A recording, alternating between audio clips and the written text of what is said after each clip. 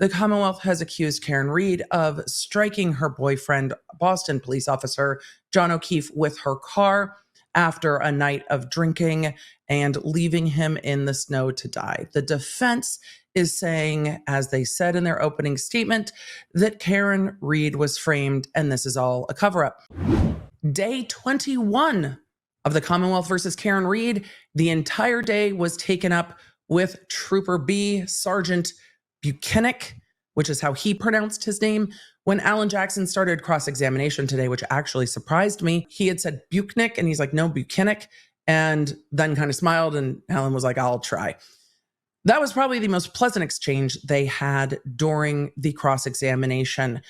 They cross-examined Sergeant Buchanan about the ring videos because during direct examination, there was a lingering thought that ring videos were missing. We do not have someone from Ring coming in. All of those warrants were seemingly written by Proctor, but it seemed that there were portions of Ring videos that we didn't see, including Karen Reed coming back to John O'Keefe's home after being at 34 Fairview, sometimes after midnight. The prosecution said, is the video before it, oh gosh, the friend whose last name started with a C, picking up his daughter? Yes, it is. And the video after it is this, which is lining up with the known timeline. So there was no video of Karen Reed returning back to O'Keefe's home. Then there's no video, they say, of Karen Reed showing Carrie Roberts and Jen McCabe the taillight at the back of the home. But you saw them all get out of the car and go right in. So I don't know if they went back out and were doing that. It is unknown, but it seems that they assumed there would be other video of that and there was not, or it didn't happen. So they talked about moments of ring footage that they expected to see and didn't. The question was asked about whether ring footage could be deleted, and he was saying that they didn't have the logs on that. But then on cross, Alan Jackson brought out the search warrant return. The search warrant return is law enforcement telling the court, because search warrants are signed by judges, law enforcement telling the court, we requested these things, we received these things. There is a paper trail of those warrants.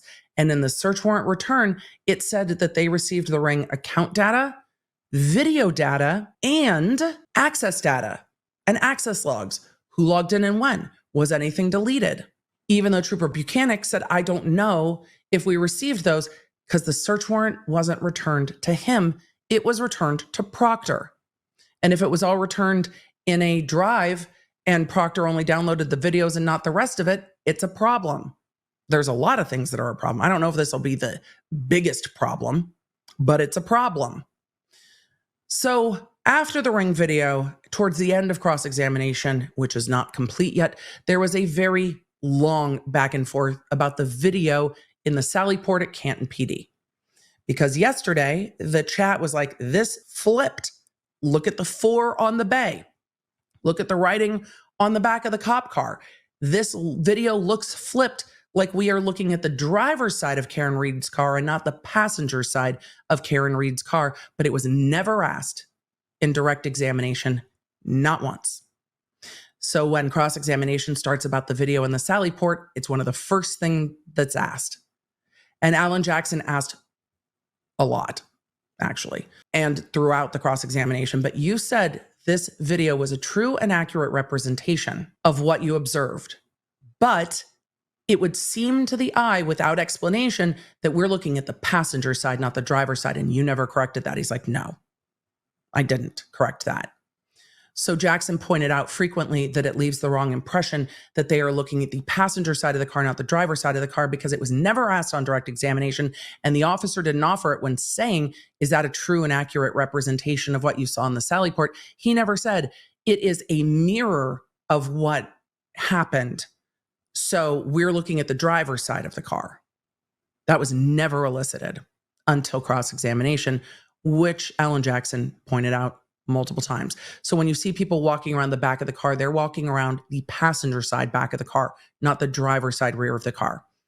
Other things were pointed out as well, like something new to me. No reports were written about the evidence collected from 34 Fairview in February, particularly February 10th and 18th. Pieces of taillight were continued to be picked up from 34 Fairview, and they were logged on evidence bags, but no report was written about them until 2023, November of 2023. No report other than what's on the evidence bags regarding all those days they stopped by Fairview and picked up additional pieces of plastic until November 2023. But what we also learned on direct examination is that they did recover John O'Keefe's hat from the snow. I don't know why we got this long in trial without hearing that, but they did recover John O'Keefe's hat in the snow. The photos don't establish where in the snow it was. It just shows a hat in the snow. But it doesn't show how close it is to the fire hydrant, to the flagpole. Nothing is measured. So it's really hard to have an orientation of where things were located in relation to where the victim was when you don't have even an establishing photo. We already know there's no measurements from like the curb line, but not even a zoomed out photo of this is the overall of the lawn. This is why people use evidence markers, because if you have that yellow flag, you can take a wider shot and see the yellow flag and then zoom in on the evidence marker. Or have someone stand there or something. The investigation continues to frustrate me beyond. And at the very end of the day, the defense had a thumb drive and was going to show it. And the prosecution was like, I haven't seen what's on that. I have to wonder if the defense flipped the video back, which wouldn't be hard to do and wouldn't alter the video. It would just change the perspective.